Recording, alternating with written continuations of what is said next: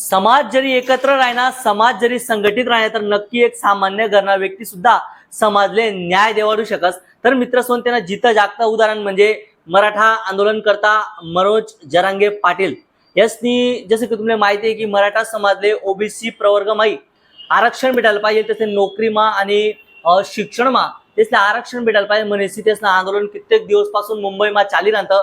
29 August पासून त्या बसले होतात। तर त्यासले खूप चांगला असा मराठा बांधवांना प्रतिसाद सुद्धा भेटणार पूर्ण महाराष्ट्रमाई आणि त्यासनी जे आंदोलन ते उपोषणले बसले होतात त्यावर महाराष्ट्र सरकारने निर्णय लिहिला आणि हैदराबाद गॅझेट अनुसार त्यासनी GR काढा आणि मग ज्या महाराष्ट्र सरकारना मंत्री विखे पाटील होतात, शिवेंद्रराजे भोसले या मनोज जरांगे पाटील यांना पाग्यात आणि त्यासना ज्या 7 ते 7 मागण्या होतात त्या मागण्या विस्तृतपणे त्यासले सांगत आणि त्यासनी सुद्धा त्यासना पाय हामी लिहिली दी की बो या मागण्या पूर्णपणे लागू होईत का नाही, तर त्यासनी त्या मागण्या मान्य करत आणि तडे जाईसनी मराठा आंदोलन करता मनोज जरांगे पाटील यांना आंदोलन त्यासनी जे उपोषण होतं ते तडे स्थगित कर दिलं। तर यावरती समजेस मित्र की समाज जरी संघटित राहणार, समाज जरी एकता राहणी तर नक्की तुम्ही कितना का मोठं तुम्हाला संकट हो काय का तुम्हाला प्राप्त करणं असेल तर तुम्ही नक्की प्राप्त करू शकतास। तर समस्त मराठा बांधव यासल्या आरक्षणनी जी मागणी आहे ती मागणी संतोष व्हाबद्दल समस्त